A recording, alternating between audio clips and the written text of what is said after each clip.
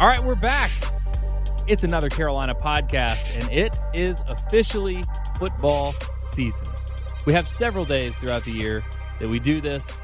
It's usually too early, whether it's SEC Media Days, whether it's spring practice, whatever the case may be. But sitting here on a Wednesday morning, South Carolina has already had its first practice of the 2020 football season, and we finally have from the SEC a full schedule with dates, times to be determined, but that's kind of usual. You don't normally know all those times before the season actually starts. So other than that, it feels pretty normal to be where we are right now. Very happy to have Chris and Wes, as always, to discuss it with me, even though y'all didn't get a chance to go to practice yesterday because nobody is allowed to go to practice, and it was already a pretty closed affair for Will Muschamp. But I guess any excuse he can have to have fewer people at practice is a good thing, and obviously that is in the best interest of everybody, just in terms of player safety, health protocols, things like that. But South Carolina has practice, and we have heard from a couple of South Carolina football players, Keir Thomas, Ryan Helinski, who spoke after practice. All that's on GamecockCentral.com, and we're going to talk about that. But first things first, we have to talk about who South Carolina is playing this year, and we finally, after a couple weeks of waiting, even after we found out the other two opponents that South Carolina would have this year, we didn't know the exact lineup of it until last week, and here we go. We have it. South Carolina opens the 2020 football season on September 26th with Tennessee before going on the road for 2 straight weeks against Florida and Vanderbilt, coming back home to play Auburn, traveling to Baton Rouge for a game against LSU, open week, Texas A&M at home, at Ole Miss, home against Missouri, home against Georgia, at Kentucky. I'll start with you, Chris. I don't know why I was surprised. I had no reason to have any sort of expectation for what the schedule was going to be. It looks different seeing this on paper, and maybe it's because it's a conference-only schedule, but what were your first impressions of seeing Carolina's 2020 schedule? Yeah, I mean, so obviously it's tough. It's a tough schedule, which we knew. Okay, I mean, we knew this was going to be a difficult schedule, even with the 8 SEC games, and then you throw in Clemson at the end. So really, everything, the order's different, but you're keeping all the same SEC teams, and then you're adding a couple. And, for the most part, when you add an SEC team, that's not going to be an easy game. It's not going to be a gimme game. Ole Miss is a more winnable game. Auburn's going to be a difficult game, we think, based on what we believe that team is going to be preseason, but you do get them at home. But, yeah, it's difficult. I think it was good for South Carolina to, you get 5 games. The first half is difficult. You finish up with LSU. You do get the bye week in the middle of the season. I think that's a positive. You regroup, and then attack the back half. But it's tough. I mean, a lot of people are looking at it and saying Tennessee, at home, with the expectations that they have of being an improved squad, that's a tough game. But I think, man, that's maybe the most intriguing game of the year, and you get it right off the bat. It's a really, really important game for South Carolina.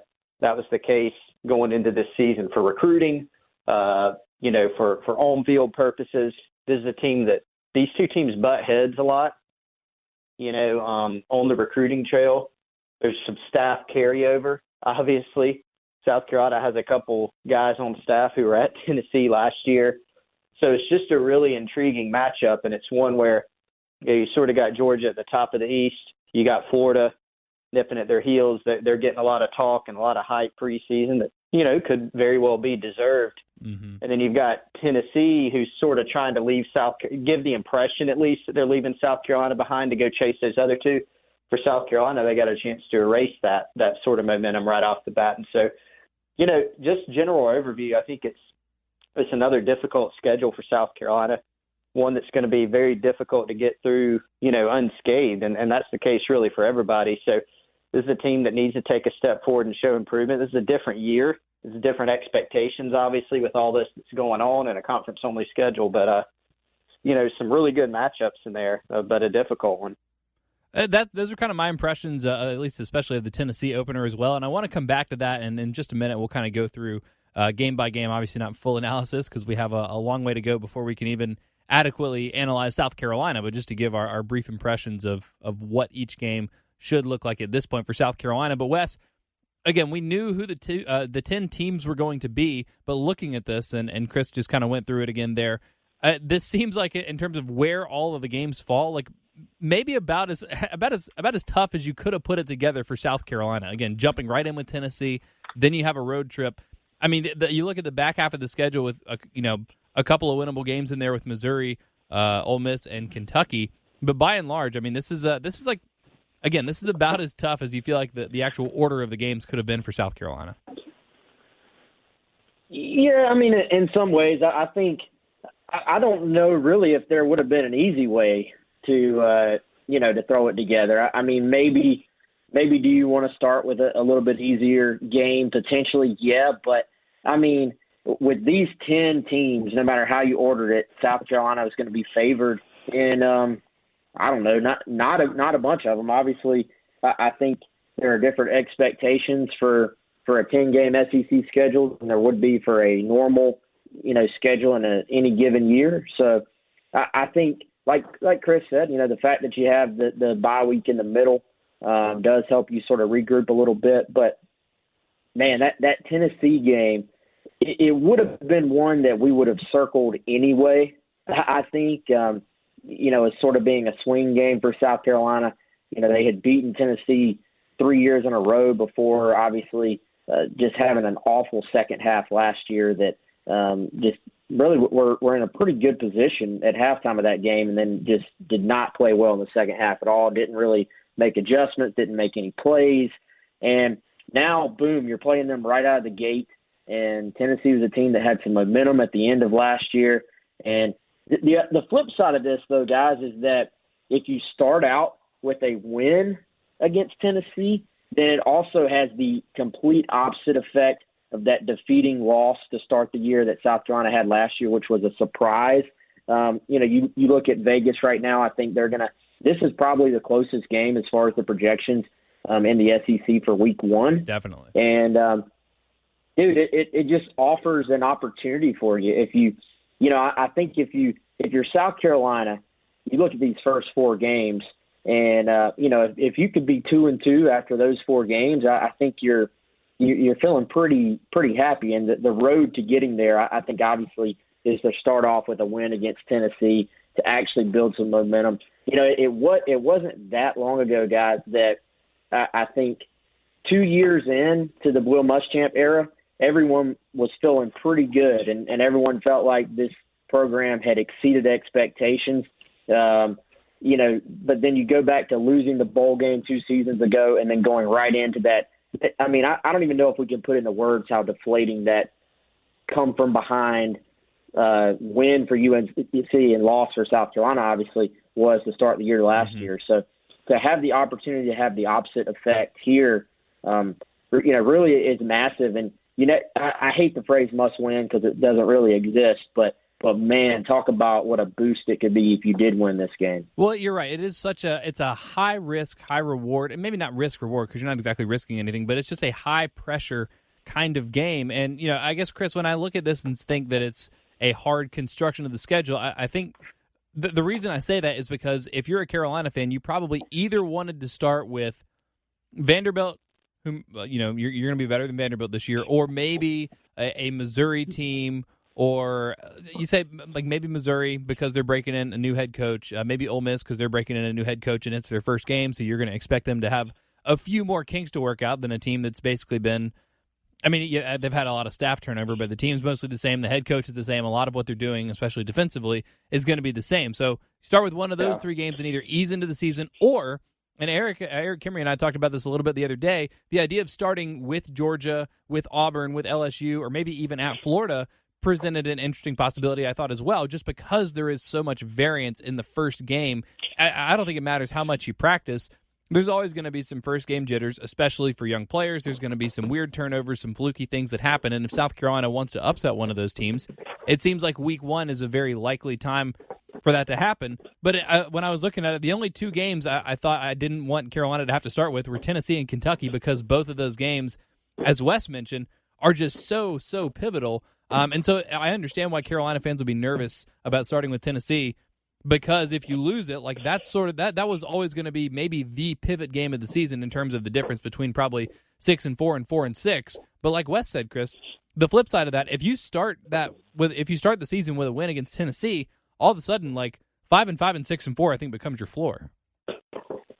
Yeah, I mean, and it is a good point. So the thing about starting with a Vandy, Ole Miss, or Missouri, which, I don't know if everybody would agree, except for Vanderbilt for sure. Those are probably like the three, quote unquote, most winnable games on the schedule, right? I mean, like most people are going to circle Vandy as a win. Then you look at those other ones, and they're probably in the winnable category. Certainly not, probably could still put them in the swing game category. But the thing about starting with any of those is like those are teams that if you're going to go out and make some noise this year, those are teams that you should beat. If you lose 1, 2, or all three of those games, then you've got bigger problems for the purposes of this season than just, hey, can we go beat Georgia or Florida or somebody like that, or Tennessee, whatever. So I think it is better to start. Now, it is interesting that the two biggest swing games in the East for South Carolina, they're bookends. You open with Tennessee, you close it out with Kentucky, right? I mean, and that makes it maybe a little bit more of a pressure cooker. But Wes makes a great point, and that it's an opportunity to go out and really kick off the season extremely well. I think, maybe we're overrating the whole, setup of the schedule, though. I mean, there's a decent argument for that because you could argue this. I mean, look at what South Carolina did last year, right? I mean, they go and they just have a completely deflating loss to North Carolina. And that was after a completely deflating loss in the bowl game. It was at the same place. It's to an ACC school. And so it was already doom and gloom to start the season. They didn't play well at all against Missouri. Then they go beat Georgia. I mean, against all odds. They beat Georgia. Then everybody's feeling good. Then you get into the first half of the Florida game and South Carolina's playing well. And the whole narrative sort of shifted, right? It's like things, they started out bad, but look at them now. But then the second half of Florida happened. Things just fell apart. So I think it really just depends on how you play. I mean, maybe at times we, and I'm including myself, may overrate the whole mental aspect of how it's scheduled. But I certainly think, and this will even contradict that thinking, that if you go out and you beat Tennessee that first game, the fan excitement is going to be extremely high. Mm-hmm. You still have to play well in all the other games. I mean, just because they beat Tennessee doesn't mean it's going to set the stage for them to go make a run. Right. I mean, they could go out and completely play awful the very next week. They could go lose to Vanderbilt. I mean, who knows? Mm-hmm. But I do think it is a tone setter if you can go out and win that game. It's going to be big for them in recruiting, build some team confidence, and certainly get fans excited again about the season. Right. Well, Carolina could beat Tennessee and go 1-9, and they could lose to Tennessee and go 9-1. But I think one thing that has been interesting watching this team, especially the last couple of years, is they seem to be more than most teams just across the country. They just seem to be way more susceptible to momentum and to emotional swings within games over the course of a season. I mean, the end of last year was such an unbelievably lackluster finish to the season. And they were banged up, especially on offense, and problems. They didn't have a healthy quarterback that had played quarterback, since the midway point of the season. It was so bad. But the life on the sideline and on the teams. I mean, watching the Appalachian State game, being there in person for the Texas A&M game, it was just lifeless. So this team, it seems, or at least these teams in the past, this is going to be a different team, and I don't know exactly what they're going to look like, but at least the last couple of years have just shown how important momentum is, and so that's why I guess I've maybe paid a little bit more attention to the exact structure of the schedule. But if we say, Tennessee is a toss-up, they both have a long time to prepare for each other. South Carolina's going to have a little bit more juice for that game because I think, most of the players on the team this year were there last year up in Knoxville. They remember getting embarrassed. I'm sure they're still smarting from that a little bit, and they're going to want revenge. But if you say that's a toss-up, and actually Colin Taylor published on y'all's site yesterday the updated FPI numbers, and South Carolina does have a slight, edge in that game, a 52% chance to win it according to the Football Power Index. So if we give that one to South Carolina, Wes, to come back to your point, if Carolina's able to go 2-2 in those first four games, you say they maybe, I guess in that case, they would go on the road to Florida the next week and lose, which is fine because I think Florida's probably the favorite in the East right now. I guess JT Daniels' health, he's still not been cleared from his ACL surgery. Obviously, Georgia's new quarterback transfer from Southern Cal has a lot to do with it. But you give them the win against Vanderbilt. Auburn at home, always a potential for an upset there and replacing their entire offensive line this offseason, so that's a big question mark. But 2-2 there, then you go on the road to LSU, and I have no idea what to make of them yet. But if Carolina's 2-3 going into the open week, Wes, with, really 4 out of 5 winnable games in the back half, all of a sudden this sets up very, very nicely for South Carolina, and what looked like a hard schedule may end up being the best-case scenario because you're going to have positive momentum going into the winnable part of your schedule. Yeah, and, I think we do sort of get ahead of ourselves a bit because, like you said, man, we don't necessarily know what all these teams are going to look like. And, hey, LSU, I think when Chris and I did our live thing, we, were talking about what's the hardest game on the schedule. And, you say, hey, a trip to LSU, that's probably the hardest game on the schedule. Most any year you play them. Are there going to be fans in the stands? Is it the same type of deal going to LSU in the year 2020 that it would be any other year? I'm not sure. And, hey, guess what? LSU lost like 30 dudes from their team last year. So, I think and both coordinators, or passing game coordinator and defensive coordinator. Yeah, and the passing game coordinator, who, let's be honest, had a ton to do with their emergence and their better play on offense. Completely changed what had been decades of just sort of a boring, muddy style of offense and turned it into an exciting style of offense that teams are going to be probably copying all over the country this year. So that can't be overlooked. So it's kind of one of those things. Yeah, if you look at the schedule as a whole and the 10 games that are on it, and you look at the tradition of those 10 schools, or look at the tradition of maybe 6 of those 10 schools, it can be very daunting. But then when you look at sort of the game by game, it's like, yeah, that you can make a case on just about all these games, even the ones that we're saying, oh, South Carolina should win that game. You can make a strong case about, why they should lose the game. Just like for all these games, we're probably going to, nobody's going to pick South Carolina to go to LSU and win, but you can make a case for, why that game could be way closer than anybody thinks. Mm-hmm. So I think there's always, I think, more ebbs and flows within a season than we maybe talk about or anticipate going into the year. And it's always sort of, I would say, interesting to just watch how those different things play out. And we'll see. But yeah, if you're talking about momentum, for me, it just goes back to how this game with Tennessee, like Chris said, man, this game is one we would have sort of talked about as being a key game, whether it was game 1 or game 8 or game 10 or whenever, just because these two teams are going head-to-head on the recruiting trail. They recruit similar defensive guys as far as the type of player that fits their schemes. You look at the background of Jeremy Pruitt, the background of Will Muschamp schematically in their coaching tree, and you're talking about similar skill sets on defense. So, I think there's a reason why these teams are going to go head-to-head a lot.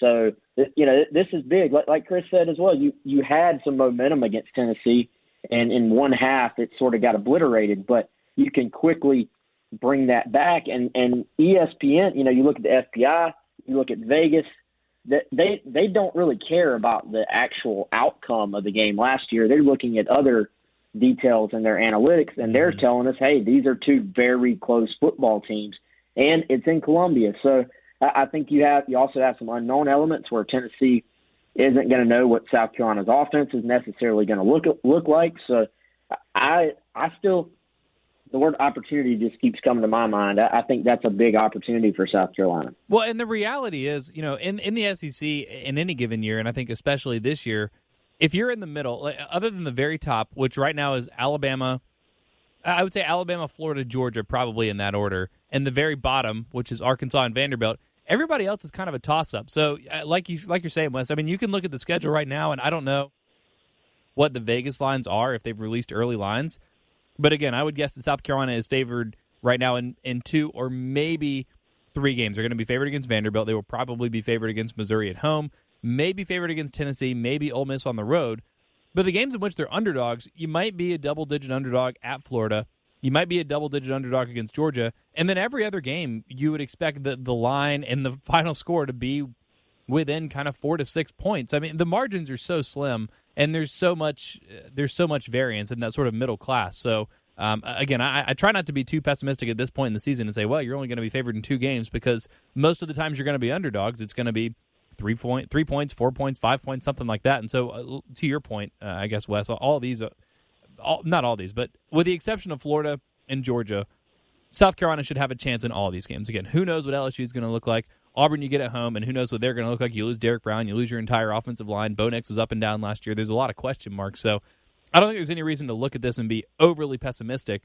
And again, it's just about kind of however you want to slice it. You can look at this glass half full, you can look at it glass half empty, but here is the schedule. I have one more question for you guys on this, and then we'll get to some actual on-the-field football, because South Carolina is doing that right now. But Chris, I threw this question out on Twitter yesterday. I don't know if you voted, and if you did, great. If not, that's fine. But I wanted to get your, I guess, fleshed out opinion, because I wanted to know, everybody's opinion, your opinion now, what an acceptable record is for South Carolina. Not what you think they will finish, but what would be an acceptable record in terms of demonstrating progress within the football program this year? Ooh, that is a really good question. So I will set a number. A lot of people want an actual number, and so I will do that. So I'm not giving the appearance that I'm, just throwing off the question. But, I do think it matters, man, what the wins are. Let's say let's say they just had a weird season, won 4 games, went 4-6, but they somehow beat Tennessee, Florida, Vanderbilt, and Missouri. That'd be a weird hodgepodge, of wins, but it's like, okay, in some ways that's progress, in some ways not. I think, so it does depend. If it's just sort of 5 of quote-unquote normal games, let's say you beat Missouri, Tennessee, Vandy, and you get a couple others in there somewhere, Kentucky and another one, like 5 wins. A 5-5 season is a good record for this team. I think below that, even if you win 4, you can make some arguments. I know, so, well, they won 4 games last year. Yeah, well, they also played Clemson, and they played, a couple extra games last year. You're removing 2 games this year, So I think you could make an argument that it could even be like 4, and you might illustrate some level of progress, especially depending on if you're sort of stealing a game. Mm-hmm. Last year they beat Georgia and won 4 games, so that wasn't really progress. It was a nice win. Mm-hmm. It was fun for everybody while it lasted, and then the rest of the season happened. So, but I think my general answer would be 5, but I think, you got to have some nuance in football and not just everything's black and white. You got to win this number of games or it's a failure. Mm-hmm. But, I think 5 wins is a great no. But that's a perfectly acceptable and arguably even good record, under these circumstances. I know people may not like that. They want more. And, But that's the reality. Again, this isn't necessarily realistic. This is acceptable, but you're right in terms of, what are those wins? How close are the losses? What do the wins look like? All those things are going to matter a lot. So this is a very overly simplistic question, but Carolina fans would probably feel very differently about the 5-5 season that you laid out, where they beat Vanderbilt, Tennessee, Kentucky, Missouri, and Ole Miss, which is good because you're beating the teams you're supposed to beat. But this would never happen. But if South Carolina goes 5-5 and they beat Florida, Auburn, LSU, Texas A&M, and Georgia, and lose all the other games, that's going to leave Carolina fans feeling very confused and maybe not all that good if you're losing to Vanderbilt and Kentucky, just thinking about what could have been. Wes, same question. What is an acceptable record for South Carolina this year? Yeah, and I think my question has been, what are the equivalencies here? Like, what do we think a 5-5 record in a 10-game SEC schedule is the equivalent of in a regular year, that's basically 7-5 because you say Auburn's Clemson, and that's probably a loss, and then you give yourself 2 wins for Charleston Southern and Spring Valley, so that's probably like a 7-5 year, right? Yeah, I would say 5-5. I kept going back and forth between a 7-5 year and an 8-4 year, just because, if you're saying, okay, in a normal year, does 5-5 this year equal 4-4 in any other given SEC year, and then, you win, like you said, you win 3 non-SEC games, then yeah, there you are, 7-5. So now the fact that, do you sort of account for the fact that you don't have any gimmies, that you have to be on alert every single week, that every game is going to be tough and that the two additional games are both in conference as well. I don't know. But I say it falls somewhere in between the 7-5 and 8-4 year. So if you're going off that, I say 5-5. I think 4-6 probably, if you're looking at the schedule and looking at just the perception of where the program is right now, that's probably actually more realistic. But it's just something about being under 500 that is going to leave a bad taste in a lot of people's mouths. And I think being 5-5, I don't see how anybody can sort of look at 5-5 and say that's not a good year when you look at all the sort of variables that are involved this year. Any other time you're talking about 500. To me, 5-5 this year doesn't look anything like 6-6. A 500 record any other year. So that's sort of where I set it at. Because even if you're 5-5, that's going to mean you've beaten some teams that you were underdogs to, I think, and that you have something to build off of. I think it shows that you have a foundation, that everything hasn't just fallen apart on you. And strangely enough, I think you can actually build off of 5-5. I think that's right. That was, by the way, the consensus. 38% of people that voted on the Twitter poll yesterday said 5-5. 27% said 6-4. So I was happy to see that the majority of people had high expectations for South Carolina this year, even though the schedule was a little bit tougher. Only 13% of people said that 3-7 would have been acceptable, and the justification there is that you just throw this year out because it's kind of weird, which I don't necessarily think is the correct answer. But anyway, I appreciate you guys weighing in on that. It's all going to matter. I mean, it's all going to be contingent on, I think, what South Carolina does in the next 24 practices, because they've already had one. They have 40 days to get them in, which is a little bit interesting, and that started yesterday. Again, we're recording this Wednesday morning. South Carolina's first practice was Tuesday morning. Before we get into the specifics of the little bits that we got from practice yesterday and just some kind of projections of what this fall camp will look like, do either one of you have a schedule? Do you know if they have a schedule? Because, again, they have a lot more time to fit these practices in. Will Muschamp said they're not going to practice, not 3 days in a row or not 4 days in a row, because they're going to have the ability to give the guys some rest. So, Chris, I don't know if you know the schedule, but just how much, in your opinion, and based on the conversations that you've had, is this going to make an impact? How much of a difference is it going to make to have the extra, essentially 10 days of rest this preseason? Yeah, I mean, I think it can certainly help them. I mean, obviously, this is a different style of thing for everyone. And so Will Muschamp sort of laid out during his media availability this week how they'd sort of come up with one plan, right, based on, hey, we think that some guys, they at least wanted to plan for the possibility of some guys actually being able to come in for visits during the year. And so they were thinking about the practice schedule for that, wanting to be able to host recruits for a certain time. Obviously, we know there's going to be a dead period for quite some time and potentially even longer. So they changed back, to another type of style. So, I mean, I don't know, to be honest, how different it's going to be for the guys just in terms of, I don't know, wear and tear, if it's going to make any significant difference.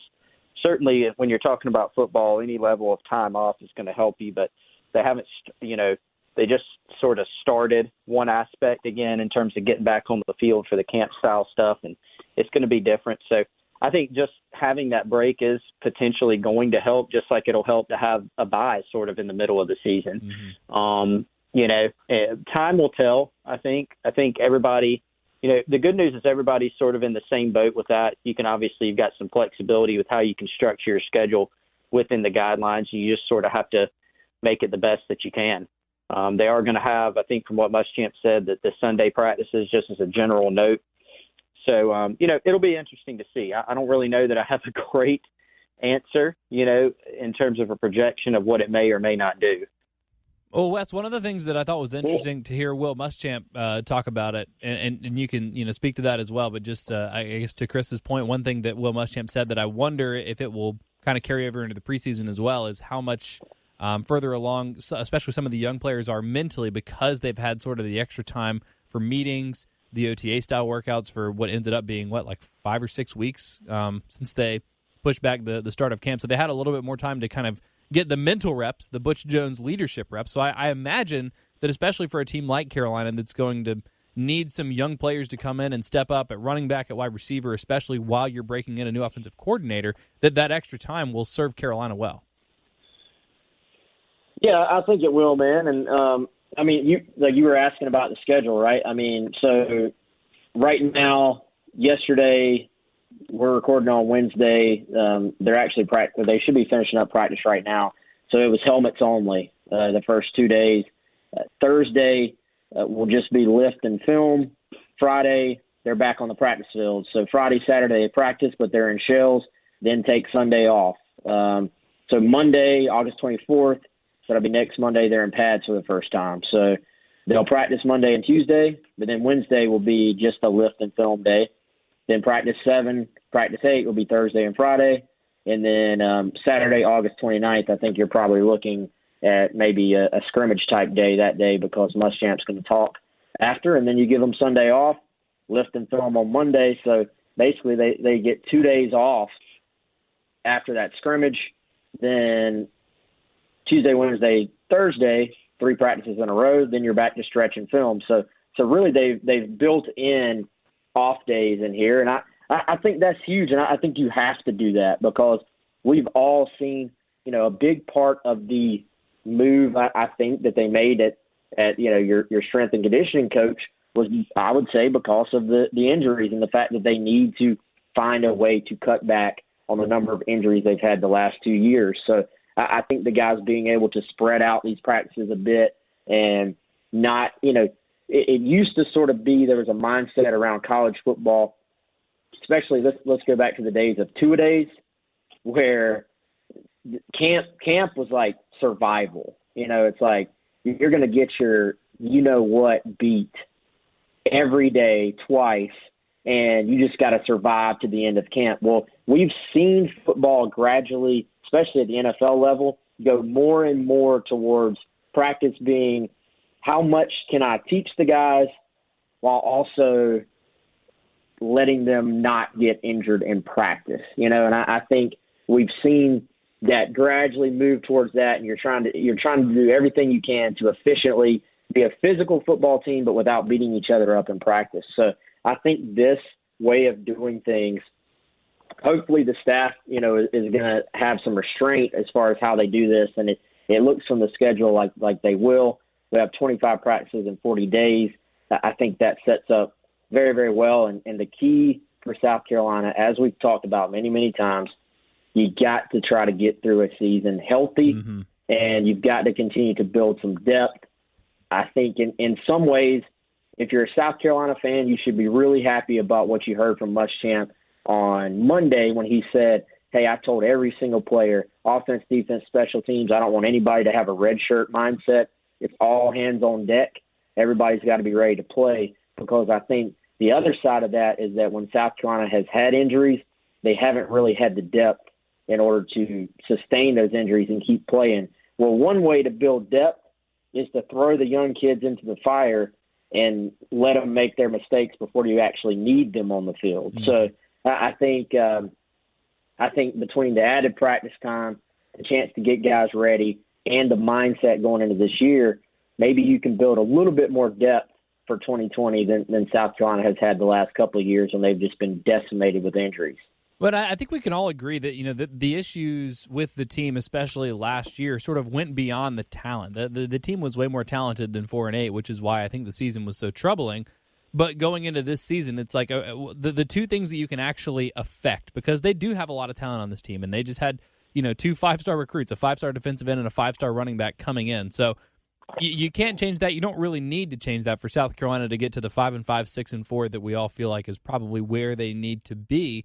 But if you had to say, here are 2 things that South Carolina has to change for this season is, if they can only have more time and make sure that the offensive install is, goes as smoothly as possible and doesn't hold them up, and they're not, going through the growing pains early in the season, and that they can stay healthy. And Chris, it feels like this extra time accomplishes both of those things. It's 2 birds with one stone.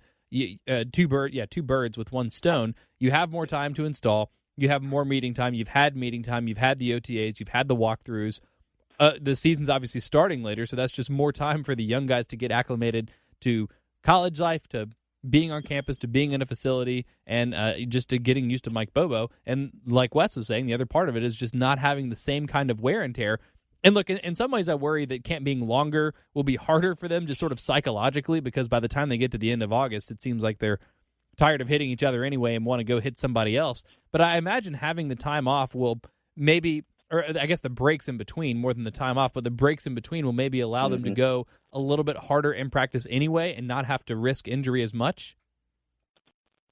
Yeah, and I think just wear and tear. I mean, like Wes was talking about, I mean, the thinking has changed behind it, and some people even, in the more recent era of college football, even when there was a big move away from the two-a-days, beat you the heck up type of stuff, you even looked at like a Steve Spurrier practice versus a Will Muschamp practice, and there's big difference in those, just in terms of the pace and maybe how much hitting is done. And one you can actually look at and one you can't. Yeah, well, that was a big difference too. And that's been another change. I mean, across college football, things are more closed up in terms of practice. And that's just, would Spurrier still do it his way? Probably so, if that was my guess. But I think, those breaks are always key. I mean, you need time to heal after games. I mean, you talk to any former college football player or current one, they all talk about that, practice and how beat up your body gets. And even with these elite athletes, they need those breaks. And so this is something very different for them. How big of a difference will it make for their team health? Again, like I said earlier, I think it remains to be seen, but perhaps it's something that can help them. There's no doubt, guys, that for whatever reason you want to chalk it up to, the one thing that you can't argue is that this team's had, for a couple of the years of the tenure, an inordinate amount of injuries. And we can trace it back to a bunch of different things, but the fact of it is there. And I'm a firm believer that, would South Carolina have, been a juggernaut any of those years if they were totally healthy? No, I'm not making that argument, but you can't convince me that they wouldn't have had a better shot, maybe even won, a couple more games, maybe combine those couple seasons where they were just absolutely decimated. It happened last year, it happened the year before. And so if they can stay healthy, and if this is something, whether it's the practice breaks, whether it's the training that Paul Jackson does, whatever it may be, anything that can help, or just blind luck, because that's part of it too. Any combination of factors that can help this team be healthy, more healthy, is going to give them a better shot. And that's any year. But I think it's a huge storyline this year. And so it is intriguing to see, whether or not it's something that can end up helping them. As we look at sort of how practice plays out, what sort of the battles are going to be, and Wes, as you mentioned, Will Muschamp said that it's open season for pretty much every position. Now, we know that some guys are, despite that, going to be pretty firmly entrenched. I don't think we have to worry about Sedarius Hutcherson necessarily losing his starting job, or J.C. Horn, or anyone like that, but there are a lot of intriguing position battles for center, for wide receiver. I guess really running back is wide open, and that's kind of where I wanted to go with this next, because three areas that Will Muschamp specifically pointed out in his press conference the other day that maybe concern is not the right word, and I can't remember the exact word that he used, but basically three position groups that he was looking at that he needed to see improvement from this preseason were wide receiver, which I expected him to say, but I was a little bit surprised to hear him say running back and defensive line, because I felt like those, and maybe this is just too speculative, but I thought those were going to be, kind of two given areas of strength for South Carolina. So when you hear him say that, does that mean, does that sound to you like the defensive line and running backs are maybe a little farther off than Carolina fans would hope, or he's just emphasizing them because they're going to be so important for Carolina this year? Yeah, let's re-implement what we used to do, our buy or sell, and on those three comments, I'm going to buy that he's actually concerned on wide receiver. I'm going to sell that he's actually concerned on running back, and I would say hold on the defensive line, somewhere in the middle. I think wide receiver has been the biggest concern from the very beginning. I think running back is more about they're all unproven in games. Like literally that entire running back core is unproven. So I think it's just a matter of not crowning guys before they've played. I think there's an element there of you want to, from a team building standpoint and from a roster building standpoint and competition wise, you don't want to come out and say, well, Marshawn Lloyd's our guy and completely slow the competition at that position. when he's never played a snap of college football in his life. So I think there is an element of that at play here, if that makes any sense. And, I think if you're South Carolina right now, you actually probably feel pretty good there on, in the running back. Now, defensive line, I don't know if it's as big a concern as receiver, but, hey, you lose Javon Kinlaw, you lose DJ Wanham. Those are two of your better players. And I think that's more about, hey, we need some of these guys to step up in the absence. Is any one person going to provide what Javon Kinlaw did to South Carolina? I would say absolutely not. But can those guys as a whole, as a team, as a group, be pretty darn good on the defensive front? I think so, but I think for that to happen, they need someone like Zach Pickens to take another step, Rick Sanders to take another step. And that's not me saying that they haven't. I'm just talking about take another step from what they did last year, to this year. You look at Sandage year 3, he's played partially in both of his first 2 years on campus. Obviously, Pickens was a 5-star guy that everybody had high expectations for and still does. So, yeah, there's talent on the defensive front, and there's depth on the defensive front. There's real competition there. I think it's just a matter – you always want the cream to rise to the top. If you have 6 guys, sometimes – you want to have 2 guys, and then 2 guys, and then 2 guys. And what I mean by that is you want to know for sure that 2 guys have just risen to the top and said, hey, we're the starters. And then, you feel good, but not quite as good about the next 2 because the play has elevated with your starters. I think that's a good way to put it. That's a good way to, I think, kind of make some sense out of what he said, because I heard that and I just immediately was like, well, wait a second. And I'll toss this back to you, Chris, because I am probably guilty of taking South Carolina's, I guess, like level of defensive competency for granted a little bit. I'm just kind of assuming that the defense will be about as good as they were last year. And maybe that's not fair. I knew that South Carolina was going to miss Javon Kinlaw because, it doesn't take a rocket scientist to figure that out. But it seemed like with the pieces they had in place, they would be able to sort of make up for it, at least in terms of productivity. Now, you won't necessarily have the same impact plays. The pick 6 against Georgia was, unbelievable play, great hands by Israel Mukwamu, but that play starts with Javon Kinlaw absolutely just dominating. I think he beat split a double team to get in Fromm's face and force that pass. Maybe you lose a little bit of that, and that's the difference. Frankly, that's the difference in the Georgia game, so maybe that's the difference in a win and a loss, and maybe a couple other ones here and there because he was so dominant. And not to say that someone can't emerge and be that same type of impact player, but Carolina feels really deep on the defensive line. And you're bringing in a guy in Jordan Birch that he's not going to play 60 snaps a game, but he's 5 stars for a reason, and he's going to help you. And he's probably going to play, 10, 15, maybe 20 snaps. You have a lot of interesting guys there. So have I overrated how important it is to have the depth on the defensive line, sort of like Wes is saying, maybe it's better to have like 2 guys that you're sure about than 6 guys that could be good but aren't necessarily proven yet? Or do you expect the defensive line to be similarly productive to last year? I think it could be similarly productive because I think a couple guys, certainly there are going to be some guys that I would project to be better. I think J.J. Enagbare, for example, as a junior is going to be, even better than he was. And certainly I think he's progressed nicely as a player. He really started to flash last season. Aaron Sterling's going to be a senior. He's been a productive ball player.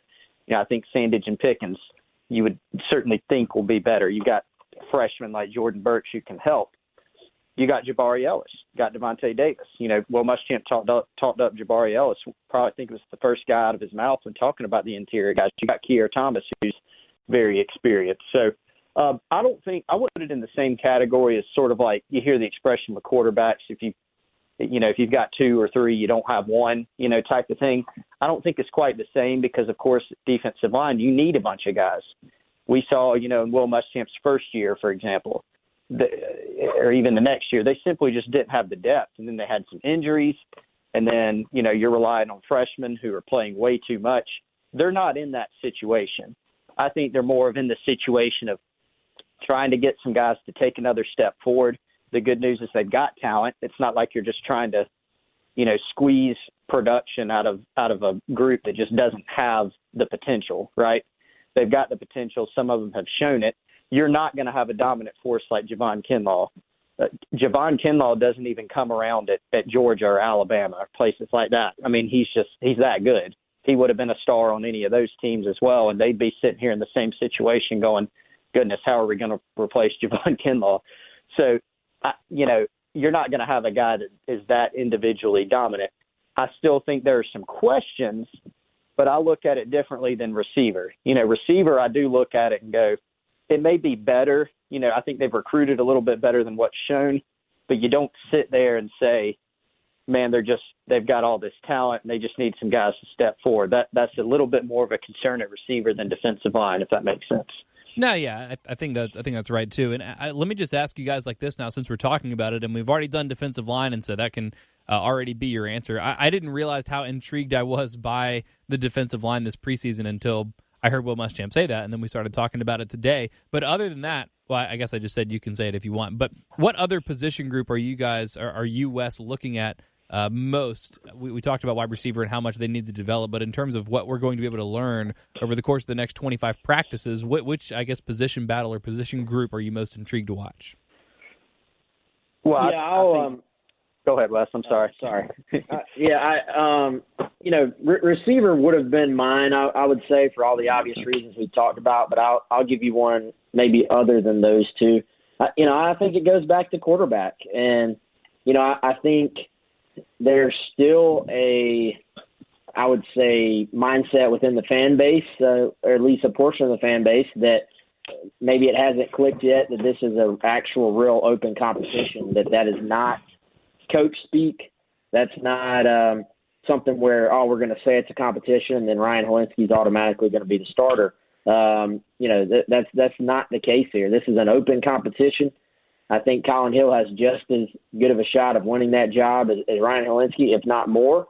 And I think that's a key sort of position for us to keep an eye on moving forward, that probably has, because of the way it's played out, maybe hasn't gotten as much talk as a quarterback competition usually does. Normally, if you have an open quarterback competition, that's conversation number one when it comes to preseason football. For whatever reason, that hasn't happened here, but to me, that's the most intriguing battle, among the team right now. That can't be good though, right? For Carolina, I mean, Ryan Helinski should be the interim starter. Why does right? everybody say that? Why does everybody? Well, because if you have someone that's been starting for a year, you would like to think that's better than somebody that's coming in without having started at all. Yeah, but if the person, well, for one, that person has started, and if that person beats out the guy who's already started, why is that a bad thing if he beats him out? I mean, I guess that's true, and there's always the two ways to look at that. It's like, well, this guy beat him out. I just feel like normally when you have an incumbent, and I mean, you're right, he has been starting. He hasn't been starting for South Carolina, and he doesn't have the same familiarity with the players. Maybe has a little more familiarity with the system, so maybe it balances out there. But I don't know. I feel like you normally want your incumbent. And look, I mean, we all watched Ryan Helinski last year. He was up and down, but he really showed flashes. And when he was healthy, he looked like a very competent, quarterback. Maybe he's not going to set any SEC passing records, but if Carolina's going to lean more heavily on the running game, he seemed more than capable of doing what he needed to do, whether it's in the short passing game, which we saw against Alabama. In the first half of that Georgia game, Ryan Helinski played some really good football. The touchdown pass he threw to Brian Edwards off play action was beautiful, and it's like, well, there's a lot more opportunity for that if you're going to be leaning more heavily on the run. So I think it just feels like, to me, and again, this isn't based on anything because I guess I haven't seen Colin Hill play in person, but it feels to me like the ceiling of this team is higher with Ryan Helinski at quarterback than at Colin Hill. I'll let you go, man, but I'll just say real quick, I think that's just a perception in your head. I don't know necessarily that there's an exact reason to think that is the case. But yeah, continue, Chris. Yeah, I mean, I was just going to say, I mean, look, is there upside with Helinski? Yeah. And did he play well when healthy a lot of the time? Yes. That's been the case with Colin Hill too, right? I mean, Colin Hill, now he was playing in the Mountain West. I fully realize this. But their offenses at Colorado State were not the problem for the most part. Those guys put up some numbers. And when he was healthy, he played pretty well. I mean, this guy's had 3 knee injuries, so obviously that's sort of a question too that maybe is getting overlooked a little bit, is can he stay healthy for a prolonged period of time? He is not so far. And hopefully for his sake and for South Carolina's sake, if he's, the guy, he can do that. If not, then you've got another guy out there in Helinski, and you've got, Jay Urich, and you've got Luke Doty. All those guys are going to need to be ready, because we saw last year it can easily fall down to your number 3 guy at any time. Certainly your number 2 guy, it's sort of easy to get there. And so, I think there are situations in which it's not a horrible thing to have a question, even with a guy that's coming back. This is not the same situation at all. Okay, so I don't want people to say that Chris Clark said it was. But, you think back to Clemson during Trevor Lawrence's freshman year. I'm not saying that Colin Hill or Ryan Helinski are on the level of Trevor Lawrence, anything like that. But they had an incumbent in Kelly Bryant. They started Kelly Bryant. They still played well with Kelly Bryant, but eventually they made the move to Trevor Lawrence, and he showed that he was the best guy, right? They would have been a really good team with either guy. Trevor Lawrence sort of put them on the next level, and he made them better. I think that showed in the final results. So it's not the same, but I think you can look at it and say, okay, whoever ends up being the number 2 guy, it's not that he can't play dead in the Western. It's just that one guy was a little bit better. One guy makes them a little bit better. And that's a good problem to have. What you don't want to get to is a situation where you don't have any confidence in your backup, or you don't feel like you have one guy. I think the problem when you get into sort of the whole, we don't have a guy is, are you not confident in either of them? Then you've got more of a problem, right? If you've just got a good competition and it's a close competition between 2 guys that you would feel pretty good about, then I think it's not necessarily a bad thing.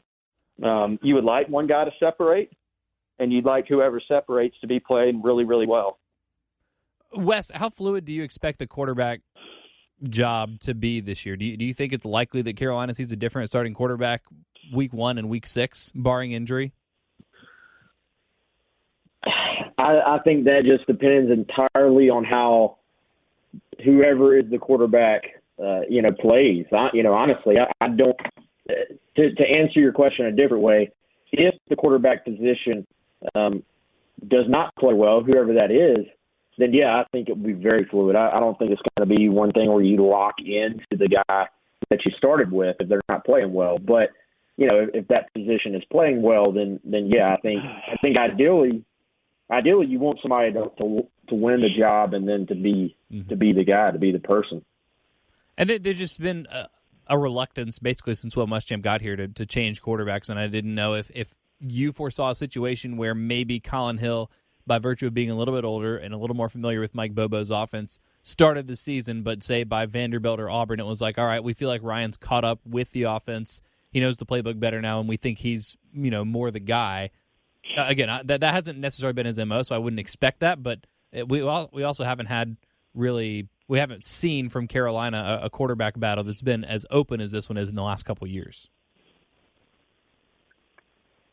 Yeah, I think that's true, and I think there was just, and people obviously can disagree, but I just think there was a lot of confidence in Jake Bentley among the staff, and some confidence in Jake Bentley being the best quarterback on the team, and that there being some distance there, as far as how things played out before. We say that the team did not, and that's a common thought, a common comment, I think. Well, this staff hasn't been willing to make a change at quarterback. Well, let's go back to the first year. The staff actually juggled back and forth between Perry Orth, Brandon McElwain to start the year.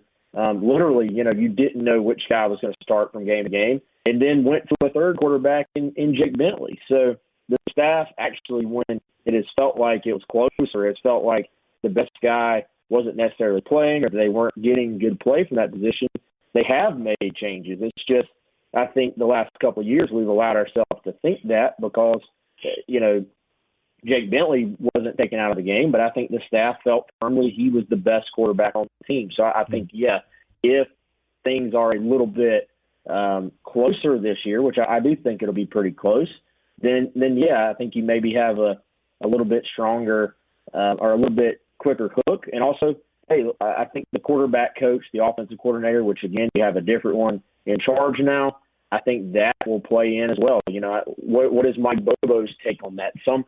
Some coaches lean towards, and this is something I don't have an answer yet, some coaches lean heavily towards, this is my quarterback, I want to instill confidence. I want to stick with them and believe in that power of saying, hey, man, you're the guy, go play without worrying about, sometimes when you're worried about making that mistake, that's why you make a mistake, because you're looking behind you, oh, they're going to yank me the second I make a mistake. Well, other coaches, as we've seen, Steve Spurrier says the quarterback's just like the running back. If the running back fumbles, I'm getting him out of the game. If the quarterback turns the ball over, I'm getting him out of the game. So that's one thing we don't, I guess, know yet with Mike Bobo. Ultimately, you'd think it's a Will Muschamp decision, but obviously the quarterback coach, the offensive coordinator, is going to have a huge, is going to be a huge factor in those decisions. Right. All right, Chris, we got to get to a couple recruiting things and a few notes from South Carolina's first practice yesterday, Tuesday morning. But real quick, give me the position group. Again, we touched on wide receiver, defensive line, quarterback. Another one that you're keeping an eye on as we start preseason camp? Let's just name every position. It's going to end up being – no, I mean, mine would have been quarterback because, it's the most important position on the team. And, but we laid that out pretty well. It's also most intriguing in terms of fans and even media. We paid most attention to the quarterback. Yeah. Well, if yours is quarterback, you could say quarterback, and we're going to have more time in the next 6 weeks or so to break down all the position battles and things like that, especially as we get more. So don't force it if you don't want to. But if you got another one, well, no, I mean there's certainly others. I mean, for me, I look at safety. I mean that's been a glaring issue area, right? It's one that and there's complex reasons behind it. But, it just hasn't been solved. And so there's a lot of questions there, everything from when Kwame plays safety, they feel like that's the move they need to make, to can Jalen Dickerson stay healthy? Do they get newcomer help there? Just a lot of questions at safety. And I think that's an area where you feel pretty good about defensive line. You feel pretty good about linebacker. You feel pretty good about corner. But do you feel good about safety? I don't know if you could say that. I mean, Jamie Robinson, R.J. Roderick, they're guys that have a chance to take a step forward. I think Jamie's going to be really, really good this year. But there's still some questions there to where if they could shore up and feel better about that position, it really changes, I think, the outlook of the defense. So that's one I'm going to be really intrigued by, this camp as well. Yeah, when you talk about problem areas, like short of injuries, I mean, really just injuries and lack of productivity from the wide receiver position, which especially last year you can chalk up to injury at the quarterback position. I feel like safety has been the biggest one, so that's a good one. And like I said, we'll have plenty more time over the next couple weeks as we get a little bit closer to kickoff to break down some of these position battles a little bit more in depth, but just wanted to get a quick preview from Wes and Chris. And again, South Carolina's first practice was yesterday. Justin Helmets did the same thing this morning. Obviously, we can't be there. Will Muschamp doesn't show a lot of his practices anyway. Y'all normally get to watch the first couple periods of practice. But what have y'all been able to dig up and discern? I'll start with you, Wes, from South Carolina's first practice, and I don't know if you've heard anything from this morning yet. Yeah, no, nothing from this morning. I'll be honest, some of what I've heard is more carryover from OTAs as well. But I mentioned this on our live stream. By the way, follow us on YouTube, Gamecock Central on there as well. I think we always sort of start to hear a little bit of buzz from certain freshmen every year that have started to sort of stand out. And a lot of times you kind of take what you can glean from behind the scenes and add it with what people are saying publicly. And I think officially Rico Powers is one to watch on offense this year as a freshman. You saw Ryan Helinski mention him as someone, the first name out of his mouth is someone who has stood out to him. Will Muschamp has mentioned Rico Powers as one of the receivers he feels good about. Considering everything we talked about earlier with wide receiver, I think that's a good sign for the Gamecocks as someone who maybe can step in there and help them at that position. And, we had talked about this on the site, and somebody's response to me was basically, no, I'm not getting fired up. We get fired up every year, and then we get disappointed on the field. And my response was, look, when we're talking about individual players right now, we're not saying, hey, this guy's going to lead South Carolina to an 8-2 season. We're not, this is more within the constructs of the season of, South Carolina's roster. Part of our job is to tell you who's ready, who we think is going to contribute, and who is not ready. And, that's something that has already started to shake itself out. So when we say, hey, watch out for Rico Powers, we're not saying Rico Powers is going to be SEC Freshman of the Year. We're saying Rico Powers is probably going to be in the rotation at wide receiver, which for a true freshman is a noteworthy thing. So, for me, we haven't learned a whole lot yet, but that was probably one of the biggest, at least little details that maybe not surprising, but is at least noteworthy. Chris, what stood out to you from the first couple mornings of helmet practice? So Wes, on record that Rico Powers is a first-round pick. Everybody write that down. Mm-hmm. I've got it. If it doesn't happen, then we'll all make fun of him.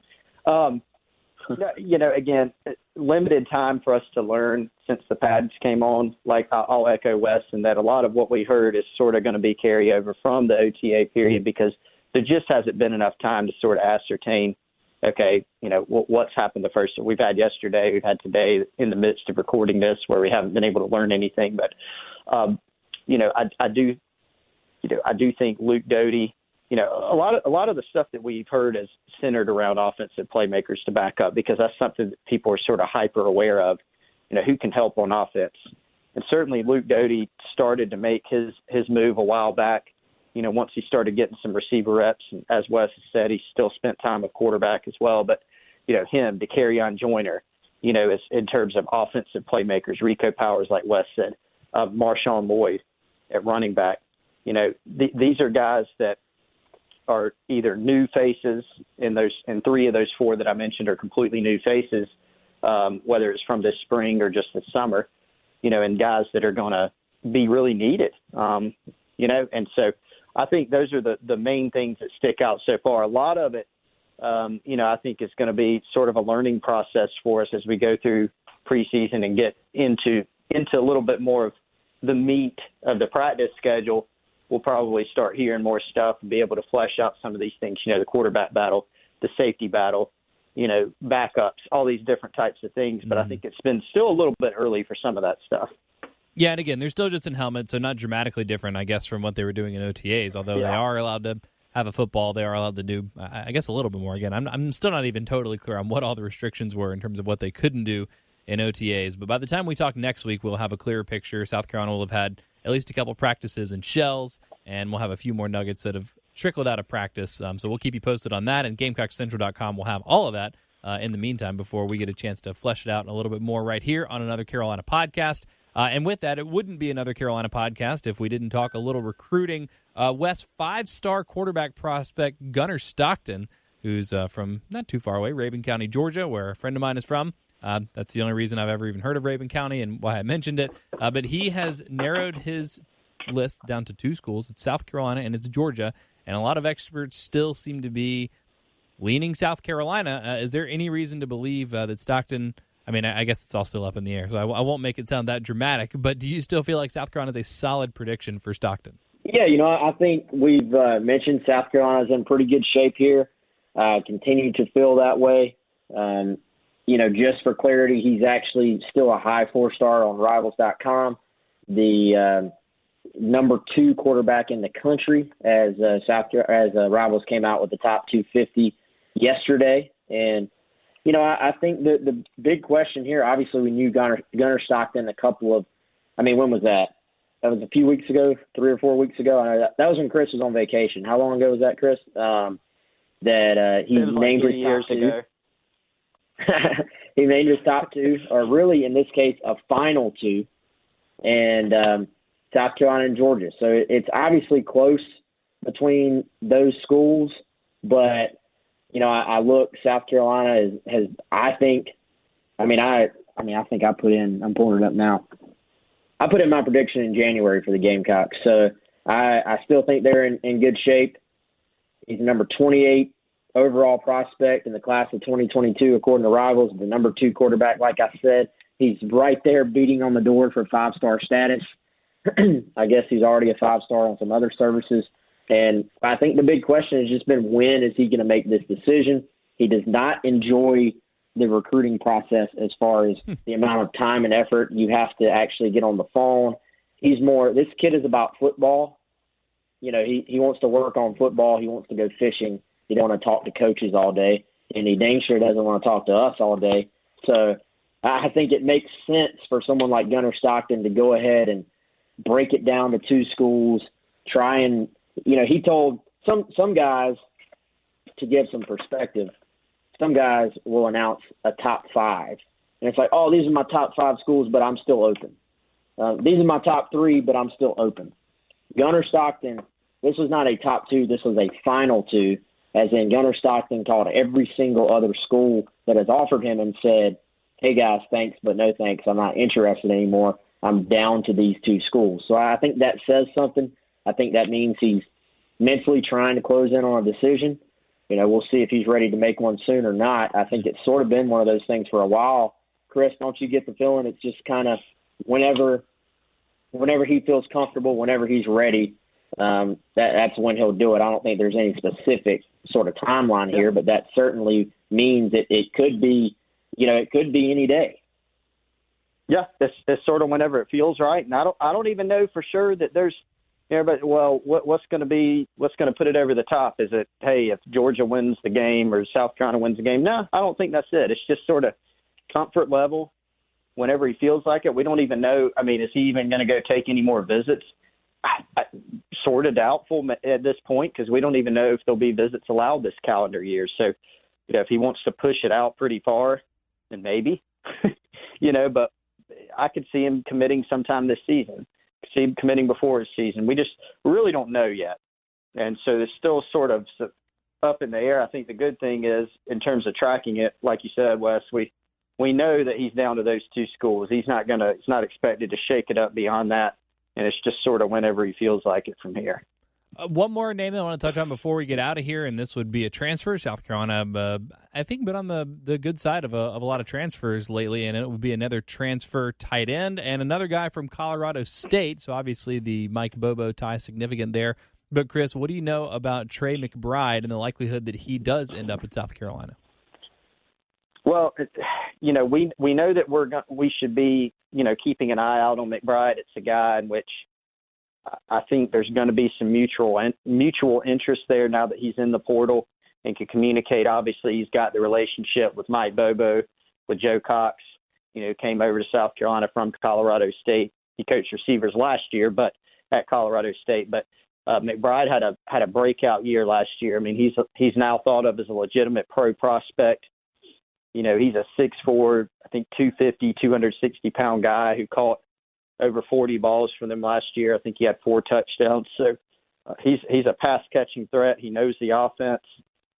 Again, Mountain West, they moved their season to the spring. And so, Warren Jackson, who was their big-time receiver there, had a huge year last year. He's going ahead and announced he's preparing for the draft. For McBride, it looks like he wants to go give it a run somewhere. Will he be able to become eligible immediately or not? We don't know that, but it makes a lot of sense on both sides. I mean, South Carolina has some young talent at tight end, but still trying to develop some guys. And look, this is the way I put it this morning on the Insiders Forum, and somebody asked me, I don't know that it even matters what your tight end room looks like right now. If you can add a guy like McBride, I think you do it. It's just whether it's this season for the future, he's a guy that's proven, and he's a good player. He's a guy that's really good and could potentially help you. Well, y'all be keeping an eye on that and keeping us all up to date on GamecockCentral.com. And once we get a final word on that, one way or the other, we'll certainly talk about it right here on another Carolina podcast. Went a little bit long today, plenty to talk about. Feels really nice for football season to be back. And again, by the time we talk this time next week, South Carolina will have had a few more practices under their belt and a few more legit-looking practices. So plenty to talk about. Rate, review, subscribe to this podcast so you don't miss it. Hard Foul coming up with Colin Taylor tomorrow as well. South Carolina basketball gearing back up, although what that season looks like is still a little bit up in the air. Football got it figured out. Now it's basketball's turn, but we'll have a bunch more with Colin tomorrow. And again, GamecockCentral.com. Be a subscriber there. Plenty of good stuff, football, basketball, anything else that tickles your fancy, anything else that you want to stay informed on with regards to South Carolina athletics. That's the place to do it. So thanks so much for listening. For Wes, for Chris, I'm Pearson, and we'll talk to you next week.